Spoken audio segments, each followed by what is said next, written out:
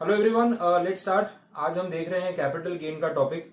और पिछले लेक्चर्स तक हमने मेजरली सारे सेक्शंस यहाँ कवर कर लिए एक्सेप्ट द एग्जेम्पशन पोर्शन। तो सेक्शन 54 का पूरा ब्लॉक है वो पेंडिंग है। अब सेक्शन 54 का जो ब्लॉक है एग्जेम्पशंस का वो अपनी जगह एक पूरा कंटेंट है। उसके बाद भी आपके नोट्स में कुछ पर्टिकुलर सेक्शंस दे रखे हैं, वो सेक्शंस हम यहाँ पे देख लेते हैं। क्योंकि इसमें कुछ अमेंडमेंट्स भी हैं जो पिछले फिनांस एक्ट में आए थे, उसका क्लैरिफिकेशन भी आपको मिलेगा। तो आपके नोट्स में पेज नंबर 15 पे आप देखना, ठीक है। पेज नंबर 15 और 16 उस पर जो टैक्सेशन के रेट्स का टॉपिक दिया हुआ है उसको अच्छे से क्लैरिफाई कर लेते हैं। एग्जेम्पशन वाले पार्ट पे उसके बाद जाएंगे, पहले आपको टैक्स के रेट्स के बारे में पता होना चाहिए। तो जो टैक्स रेट्स है उसके लिए एक बात उन्होंने की है एसटीसीजी के रिगार्डिंग, और बाकी के पॉइंट्स हैं एलटीसीजी के रिगार्डिंग। ऑब्वियसली हमने देखा कैपिटल गेन जो है वो दो टाइप्स का हो रहा है, या तो शॉर्ट टर्म होगा या फिर लॉन्ग टर्म होगा। तो जैसा कैपिटल गेन उस तरीके से टैक्सेशन के रेट्स होंगे। अब एसटीसीजी में दो बाइफर्केशन है, एक सेक्शन 111A और एक अदरवाइज, ठीक है। अब उन्होंने बोला कि नॉर्मली एसटीसीजी जो है इसको मैं ऐसे लिख देता हूं, नॉर्मल, ठीक है। नॉर्मली एसटीसीजी जो है वो आपकी टोटल इनकम में ऐड हो जाता है, और जो नॉर्मल टैक्स का रेट आपकी इनकम पे एप्लीकेबल होता है वही एसटीसीजी पे भी एप्लीकेबल हो जाता है। तो मेजॉरिटी ऑफ द केसेस में एसटीसीजी अगर हो रहा है तो उस पर टैक्स रेट कौन सा लगेगा, वही टैक्स रेट जो आपका नॉर्मल टैक्स रेट है, जिसको अपने सिंपल लैंग्वेज में स्लैब रेट भी बोलते हैं। क्योंकि अगर इंडिविजुअल का मैटर है तो उसको हम स्लैब रेट बोलते हैं। तो स्लैब रेट पे टैक्सेबल होगा, इतना उन्होंने क्लैरिफाई कर दिया। इसके साथ साथ एक सेक्शन दिया हुआ है 111A, वो एक स्पेसिफिक सेक्शन है। उसमें कौन कौन सी कैपिटल एसेट की बात हो रही है वो आप देख लो। Listed equity shares, units of equity oriented fund, इसकी हम बात कर चुके हैं। इक्विटी ओरिएंटेड फंड मतलब वो फंड जहां पे 65% से ज्यादा पैसा किस तरफ इन्वेस्ट हुआ है, इक्विटी में, और बाकी का पैसा डेट सिक्योरिटीज में, इसकी बात हो रही है। इसके बाद बोल रहे हैं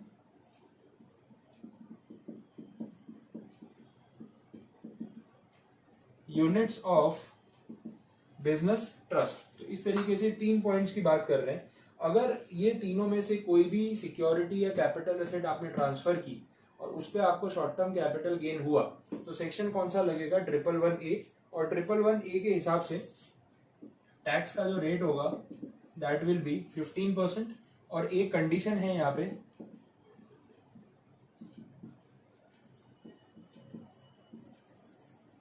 STT must be paid, security transaction tax must be paid. Clear है? तो ये STT की बात हो रही है। चलिए, तो ये STCG वाला पूरा पार्ट हो गया। अब हम बात करते हैं LTCG की।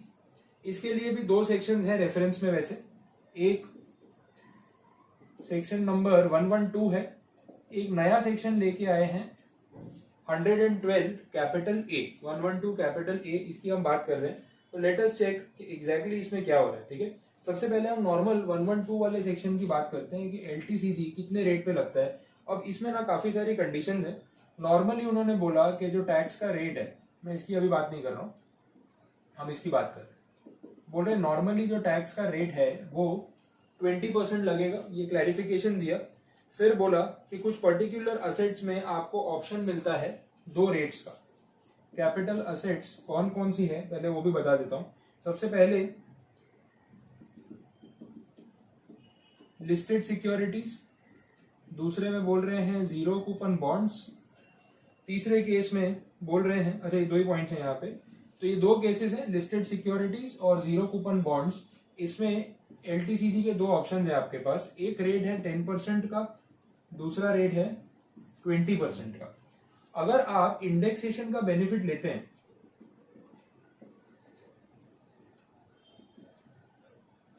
इंडेक्सेशन का अगर आप बेनिफिट लेते हैं तो 20% पे टैक्सेबिलिटी आएगी, क्योंकि यहाँ पे आप एलटीसीजी कम कर रहे हैं ना, तो फिर रेट हायर लगेगा। और अगर आप बोलते हैं कि भाई मुझे इंडेक्सेशन का बेनिफिट नहीं चाहिए, तो उस सिचुएशन में 10% जो है LTCG का रेट हो जाएगा। तो ये आपकी चॉइस है, असेसी की चॉइस है कि उसको दोनों में से कौन सा रेट सिलेक्ट करना है। क्लियर? तो ये पॉइंट हो गया।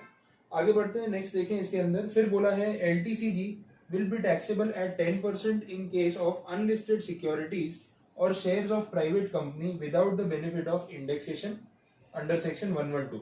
मतलब ये जो पॉइंट है, अब ये दोनों में ऑप्शन था आपके पास कि आपको कौन सी तरफ जाना है, लेकिन ये जो पॉइंट बोल रहे हैं प्राइवेट लिमिटेड और दूसरा अनलिस्टेड, ये दोनों के केस में तो कंपलसरी 10% का ही रेट लगेगा और इंडेक्सेशन अलाउ नहीं किया जाएगा। ये क्लैरिफाई कर दिया उन्होंने। उसके बाद जो नेक्स्ट पॉइंट है वो 112A का पॉइंट है, मैं उसको बाद में कवर कर लूंगा। और यहाँ पे ये भी क्लियर कर दिया है कि STT जो है वो आपको पे तो करना होता है, सिक्योरिटी ट्रांजैक्शन का टैक्स लगता है वो पे करना होता है, लेकिन उसका यहाँ पे डिडक्शन नहीं मिलता। इतना क्लैरिफिकेशन दिया। तो आई होप यहाँ तक समझ आया होगा। STCG के लिए normally slab rate, specific case में 15% का रेट, LTCG में नॉर्मल रेट जो है वैसे 20% होता है, बट कुछ केसेस में 10% का ऑप्शन मिलता है, कुछ केसेस में 10% मैंडेटरी होता है। इसलिए मैंने ये चार्ट बना दिया है, तो आप भी इस तरीके से उसको रिलेट कर सकते हैं। क्लियर? अब इसके बाद 112 वाला जो पॉइंट है इसमें भी लिखा है और ऊपर पूरा सेक्शन ही दिया है, मैं आपको वो भी क्लैरिफाई करवा देता हूँ।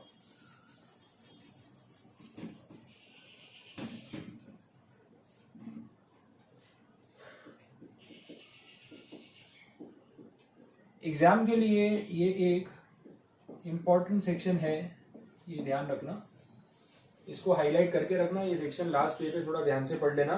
डिफिकल्ट कुछ नहीं है, इंपॉर्टेंट इसलिए है क्योंकि नया सेक्शन है। ठीक है? अब देखो यहाँ पे क्या हो रहा है, लिस्टेड सिक्योरिटीज की बात हो रही है। पहले एक सेक्शन था, उसका नाम था सेक्शन 10 क्लॉज 38। ये सेक्शन आपको लिस्टेड सिक्योरिटीज पे, इक्विटी शेयर्स पे अगर LTCG होता है तो उस LTCG पे एग्जेम्पशन देता था। तो लोग क्या करते थे, जब सिक्योरिटीज में इन्वेस्ट करते थे तो उसको लॉन्ग टर्म तक होल्ड करते थे कि वो होल्डिंग पीरियड भी काफी बार चेंज हुआ। तो चलो जो भी होल्डिंग पीरियड है 12 मंथ्स हम मान के चलते हैं, तो 12 मंथ्स से ज्यादा अगर होल्डिंग पीरियड हो गया तो लॉन्ग टर्म हो जाएगी असेट। जैसे ही लॉन्ग टर्म हो जाएगी LTCG का ये सेक्शन आ जाएगा 1038 जो आपको एग्जेम्पशन दे देता है। तो सिक्योरिटीज के ऊपर कंडीशन होती है कि इस पे आपने STT पे किया हो और आप इसको सेल कर रहे हो थ्रू रिकग्नाइज स्टॉक एक्सचेंज। तो ये टर्म्स एंड कंडीशन है, STT paid and asset or the securities are sold through recognise stock exchange. अगर ये पूरा हो रहा है और LTCG आया तो 1038 में पूरा एग्जेम्प्ट। तो लोग जनरली इसको एग्जेम्प्ट करवा लेते थे। फिर लास्ट बजट में गवर्नमेंट को लगा कि इस चीज को चेंज करना चाहिए। अरुण जेटली ने ये प्रपोजल रखा था अपने बजट में, 2018 में उनका आखिरी बजट था। ठीक है? तो उन्होंने इसके अंदर ये प्रपोजल रखा कि इंडिया में बहुत सारी कंपनीज और बहुत सारे असेसीज, इंडिविजुअल, HUF, बहुत लोग इस सेक्शन का फायदा ले रहे हैं और इंडियन गवर्नमेंट को इस सेक्शन से जो एग्जेम्पशन देना पड़ रहा है लोगों को, उसका अमाउंट उन्होंने बजट में बोला था स्पेसिफिकली टू कॉर्पोरेट असेसी। बाकी लोगों की बात अलग है। कॉर्पोरेट असेसीज, कंपनीज जो एक दूसरे में इन्वेस्टमेंट्स करती हैं, 1 साल का 30,000 करोड़ रुपए का टैक्स एग्जेम्पशन इंडियन गवर्नमेंट को देना पड़ रहा था टू कॉर्पोरेट असेसीज, जिनको एक्चुअली में एग्जेम्पशन की रिक्वायरमेंट नहीं है। रिक्वायरमेंट किसको है? इंडिविजुअल्स को, स्मॉल असेसीज को, छोटे इन्वेस्टर को। तो ये लोग भी तो फायदा ले रहे हैं। तो इन्होंने बोला कि एक काम करते हैं, ये एग्जेम्पशन को हटा देते हैं। अब हटा देंगे तो फिर इंडिविजुअल चिल्लाएगा ना कि हमारा बेनिफिट भी आपने ले लिया, तो कुछ बीच का रास्ता निकाला जाए। तो इन्होंने बोला कि एक काम करते हैं, नया सेक्शन लेके आते हैं 112 कैपिटल A। इसमें ये करो कि अगर ऐसा LTCG हो रहा है, ठीक है, और अगर 1 साल में LTCG जो आपका जनरेट हुआ वो 1 लाख रुपए से ऊपर है तो ही टैक्सेबिलिटी आएगी, अदरवाइज नहीं आएगी। ठीक है?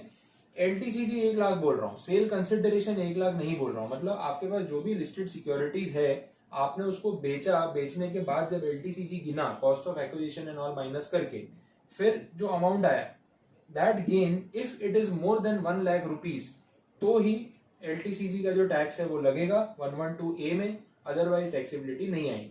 अब जो छोटे मोटे इन्वेस्टर्स होते हैं आपके और मेरे जैसे इंडिविजुअल इन्वेस्टर्स, उनको इतना सारा गेन एक ही साल में हो जाए जरूरी नहीं है। या फिर आप ये कर सकते हो कि जरूरत के हिसाब से शेयर्स बेचो कि आपका गेन 1 लाख के अंदर रहे, थोड़े शेयर अगले साल बेच देना। फाइनेंशियल ईयर के हिसाब से चलेगा, अप्रैल टू मार्च के हिसाब से आप थोड़ा सा प्लानिंग करके सेल कर सकते हो, तो वो भी एक यहाँ पे प्लस पॉइंट मिलेगा। तो इन शॉर्ट ये जो 1 लाख रुपीज है ये पर एनम है, पर फाइनेंशियल ईयर है। तो इंडिविजुअल्स और छोटे इन्वेस्टर तो बच जाएंगे टैक्सेशन से। तो ये सेक्शन में जो भी चेंजेस किए गए इसको हटाया गया, तो इससे हमें नुकसान नहीं है। लेकिन ये जो कॉर्पोरेट असेसीज है ना, यहां से ये पैसा जनरेट करने का सोर्स उन्होंने निकाला।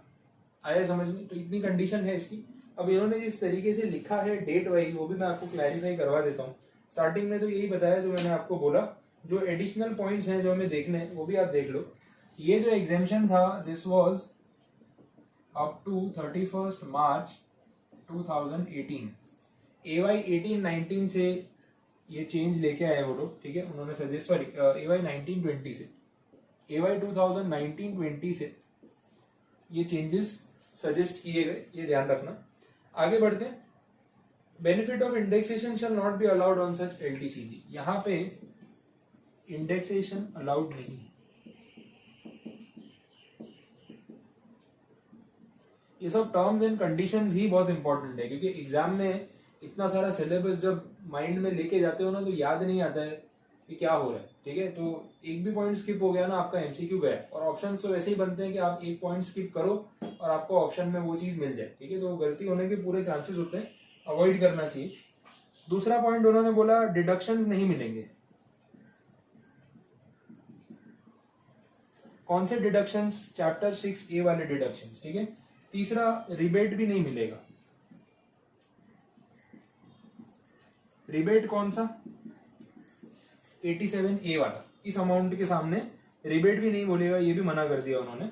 और जो इसके बाद वाला पॉइंट है वो सबसे खास है, सबसे इंपॉर्टेंट, क्योंकि कैलकुलेटिव पॉइंट है, समझ लो। ये सब मैं हटा रहा हूं एक बार, क्योंकि ये वैसे भी आपकी नॉलेज के लिए था।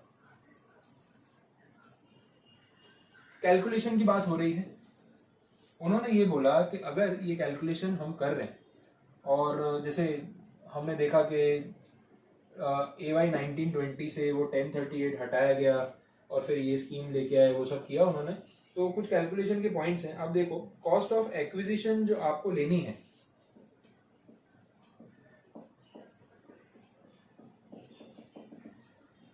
जिसकी हम यहाँ बात कर रहे हैं, वो सिक्योरिटीज, उसकी जो कॉस्ट ऑफ एक्विजिशन लेनी है वो कैसे है? अगर असेसी ने वो सिक्योरिटीज 1 फेब 2018 से पहले खरीदी थी, ठीक है। ये रेफरेंस डेट याद रखनी है, सेक्शन में लिखी है। आप डायरेक्ट उठा के देखोगे वहां आपको डेट लिखी हुई मिलेगी। ये उन्होंने प्रपोजल में रखी थी जब बजट प्रेजेंट हुआ था, और ये डेट फाइनलाइज हुई है कि 1 फेब 2018 से पहले, बिफोर बोला है। अगर किसी असेसी ने ये सिक्योरिटीज खरीदी थी जिसको आज वो बेच रहा है और ये सिचुएशन में आ रहा है, तो कॉस्ट ऑफ एक्विजिशन कैसे सिलेक्ट करनी है वो यहाँ पे प्रिस्क्राइब्ड है। उसके लिए उन्होंने बोला it shall be deemed to be the higher of the following. देखो, 2 लिमिट है, A और B, इन दोनों में से सिलेक्ट होगा विच एवर इज हायर। इतना तो आपको पता चल रहा है। अच्छा, उसमें भी अंदर पॉइंट है। ये जो B पॉइंट है ना, उसमें 2 कंडीशंस हैं, 1 और 2। इन दोनों में से सिलेक्ट होगा विच एवर इज लोअर। तो इन दोनों में से लोअर जो सिलेक्ट होगा वो यहाँ पे आएगा। इसको कंपेयर करेंगे इसके साथ, इन दोनों में से जो सिलेक्ट होगा उसमें से हायर, मतलब जो हायर होगा वो सिलेक्ट होगा, उस तरीके से। तो यहाँ से लोएस्ट वाला लो, यहाँ पे लेके जाओ, इसके साथ कंपेयर करो, जो हायर होगा वो फाइनली सिलेक्ट होगा, and that will become the cost of acquisition of securities. Clear? अब कंडीशंस में है क्या क्या लेना है A और B में? तो A पॉइंट में तो बोल रहे हैं एक्चुअल कॉस्ट ऑफ एक्विजिशन, वो तो आना ही था ऑब्वियसली। दूसरा, ये जो B पॉइंट है, इसमें 2 कंडीशंस है। 2 कंडीशंस में से पहली है FMV on such shares as on 31 Jan 2018, exactly इसकी एक दिन पहले। तो 31 जैन 2018 को जो FMV थी वो FMV आप देख लो। और दूसरा, the actual sale consideration accruing on it's transfer. Sale consideration जो एक्चुअल में आपने जितने में सिक्योरिटीज बेची, इन दोनों में से जो मिनिमम है वही सिलेक्ट होना चाहिए। लॉजिकल है, फेयर मार्केट वैल्यू और सेल कंसिडरेशन। हायर सिलेक्ट कर लेते तो उल्टा नहीं हो जाता, फिर गेन तो अराइज ही नहीं होने वाला था। क्लियर है? तो हमें कॉस्ट ऑफ एक्विजिशन चाहिए, सेल कंसिडरेशन में ये माइनस होना है, फिर आपको मिलना है कैपिटल गेन, और आप यहीं पे हायर हायर अमाउंट ले रहे हो तो फिर एलटीसीजी तो जीरो ही आने वाला है, नेगेटिव भी हो सकता है। क्लियर है? तो इसमें से एफएमवी और सेल कंसिडरेशन दोनों में से lower, most probably FMV lower ही होगा अगर आपने थोड़ा भी फायदे में बेचा है तो। फिर आप इसको कंपेयर करो कॉस्ट के साथ, ठीक है? तो एफएमवी और cost whichever is higher, ये सिस्टम ये जो है, ये दोनों में से, इन दोनों में से विच एवर इज हायर, ये जो सिस्टम हमने देखा, हम पहले भी इसके बारे में बात कर चुके हैं अगर आपको याद आ रहा हो। कॉस्ट ऑफ एक्विजिशन के केस में मैंने आपको एक रेफरेंस डेट दी थी नॉर्मल इंडेक्सेशन वाले पॉइंट में, और बोला था कि अगर इसके पहले की कोई असेट है तो फिर फेयर मार्केट वैल्यू इस डेट की या फिर एक्चुअल कॉस्ट ऑफ एक्विजिशन, आप दोनों में से whichever is higher select कर सकते हैं। अगर आपको ये पॉइंट ध्यान में आ रहा हो तो सेम फॉर्मेट है, इन दोनों में से लोअर क्यों लेना है उसका लॉजिक मैंने बताया, इसको इसके कंपेयर करके हायर क्यों लेना है वो यही वाला लॉजिक है सेम, क्योंकि हायर लेने से आपका एलटीसीजी कम आएगा तो गवर्नमेंट आपको यहाँ पे पूरा सपोर्ट कर रही है। क्लियर? ये पॉइंट हो गया। तो इसमें ये पूरा पार्ट जो सेक्शन है, इस सेक्शन का ये जो पूरा पार्ट है ये बहुत ज्यादा इंपॉर्टेंस रखता है आपके लिए, थोड़ा सा ट्रिकी है, मैंने फिर भी कोशिश की है कुछ लॉजिक बिठाने की आपके लिए। लास्ट दिन पे इसको एक बार रिवाइज करके जाना बहुत जरूरी है, तो पहले से आप इंपॉर्टेंट नोट करके रखना, लेक्चर नंबर नोट कर लेना, वापस सुनना हो तो ये चीज वापस सुन लेना जो मैं आपको अभी बता रहा हूँ, लेकिन एक बार रिवाइज करके उसको जाना। क्लियर है? चलो आगे बढ़ रहे हैं। एफएमवी क्या होता है उसका मीनिंग दिया है, highest price quoted on the stock exchange as on 31 Jan 2018। ठीक है, वो डेटा मिल जाएगा, कोई बड़ी बात नहीं। इसके बाद जो आखिरी पेज पे टॉपिक दिया है ना वो देख लो, adjustment of LTCG under section 112 112A and STCG under 111A against the basic exemption limit. ये बहुत ही अच्छा पॉइंट है, अगेन कैलकुलेटिव पॉइंट है, और इस पे आपको रेफरेंस बुक में एमसीक्यू मिलेंगे, वो गारंटी है, मिलने ही वाले हैं। ठीक है, इसलिए मैं आपको पहले से ही बता रहा हूँ कि भाई ये पॉइंट पे एमसीक्यू आने वाला है, अभी अच्छे से समझ लो, वहां प्रॉब्लम नहीं होनी चाहिए। देखो एडजस्टमेंट की बात हो रही है, या फिर ऐसे बोल सकते हैं adjustment of capital gain against basic exemption limit. ठीक है, तो कुछ एडजस्टमेंट करना है कैपिटल गेन का। यूजुअली ये होता है कि कैपिटल गेन जो है उसके ऊपर फ्लैट रेट ऑफ टैक्स लगता है। देखो हमने अभी वो देखा था एसटीसीजी में, दो ऑप्शन, एक में नॉर्मल रेट, एक में 111A। 111A में 15% का फ्लैट रेट, शॉर्ट में बता रहा हूं। अच्छा, एलटीसीजी के लिए हमने देखा दो सिचुएशंस थी, एक 10%, एक वो 20% वाला रेट। कुछ सिचुएशंस में यहाँ ऑप्शन था, कुछ सिचुएशंस में ये मैंडेटरी भी था, वो प्राइवेट और अनलिस्टेड में, वो भी हमने देखा। एक और केस देखा 112A जो बोल रहा है कि अगर 1 लाख से ज्यादा एलटीसीजी हुआ लिस्टेड सिक्योरिटीज पे तो कंपल्सरीली 10% एलटीसीजी लगेगा, तो ये रेट भी दे दिया। तो कुछ सिचुएशंस में ऑप्शन था, कहीं पे मैंडेटरी था। मैंडेटरी किसमें था वो मैंने आपको बताया, दो चीजों में मैंडेटरी था, अनलिस्टेड सिक्योरिटीज में और प्राइवेट लिमिटेड कंपनीज में। लिस्टेड सिक्योरिटीज हो स्पेसिफाइड तो ये वाला पॉइंट, बाकी जो असेट्स बची उनमें से आपके पास चॉइस है कि आपको क्या करना है। यहाँ इंडेक्सेशन का बेनिफिट मिलता है और यहाँ नहीं मिलता है, इतना सब मैंने आपको बताया। अब देखो ये सारी चीजों में ना, ये फ्लैट रेट है, ये फ्लैट रेट है, ये फ्लैट रेट है, ये भी फ्लैट रेट है, ये सारे फ्लैट रेट्स है। तो इनके सामने आपको यूजुअली बेसिक एग्जेम्पशन लिमिट जो है वो अलाउड नहीं होती है। ठीक है, लेकिन एक प्रॉब्लम आ जाती है, एक सिचुएशन आ जाती है जहां पे आप भी फंस जाते हो और डिपार्टमेंट भी फंस जाता है। देखो क्या होता है, अगर सपोज किसी ईयर में किसी इंडिविजुअल रेसिडेंट असेसी की इनकम में सिर्फ एलटीसीजी है या एसटीसीजी है, वो भी ये वाले नेचर का फ्लैट रेट वाला, इसका तो कोई पंगा है ही नहीं, ये तो स्लैब रेट में वैसे भी चला जाता है। बट तो उसके सामने तो बेसिक लिमिट मिल जाती है, जो अपनी 2.5 लाख 3 लाख की जो स्लैब रेट की लिमिट है उसकी बात कर रहा हूँ। बट ये जो फ्लैट रेट वाला केस है, यहाँ पे यूजुअली तो बेसिक एग्जेम्पशन लिमिट मिलती नहीं, वो उन्होंने मना किया। लेकिन अगर किसी असेसी की सिर्फ यही सोर्स ऑफ इनकम हुई हो किसी साल में, इसकी प्रोबेबिलिटी तो है, ठीक है, बहुत रेयर है लेकिन प्रोबेबिलिटी तो है।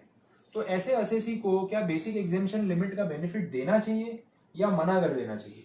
तो उन्होंने बोला कि अलाउ करेंगे। एडजस्टमेंट की जो बात हो रही है उसमें यही हो रहा है। अब वो कंडीशन उसमें देखेंगे तो लिखा हुआ मिलेगा, पर ये भी क्लैरिफाई किया है कि ये बेनिफिट जो है सिर्फ रेसिडेंट इंडिविजुअल और एचयूएफ के लिए है, नॉन रेसिडेंट्स के लिए ये बेनिफिट नहीं है। ये नेक्स्ट पॉइंट में बोला है, आप ये भी क्लियरली समझ लेना, ठीक है, ये समझ आ गए। अब इस सिचुएशन में ये तो कंडीशन क्लियर हो गई। अब देखो इसका एग्जाम्पल देता हूँ, सम्स कैसे आएंगे। ऐसा कुछ है, एलटीसीजी हुआ है अंडर सेक्शन 112, ठीक है, और उसके लिए कंपल्सरीली 20% टैक्स रेट है, ऐसा आप मान लो। मैं सिर्फ एप्लीकेशन समझाने की कोशिश कर रहा हूँ। फिर एसटीसीजी भी अर्न किया है आपने 11111A में, जिसपे 15% टैक्स लगता है। कुछ अमाउंट भी अज्यूम कर लेते हैं।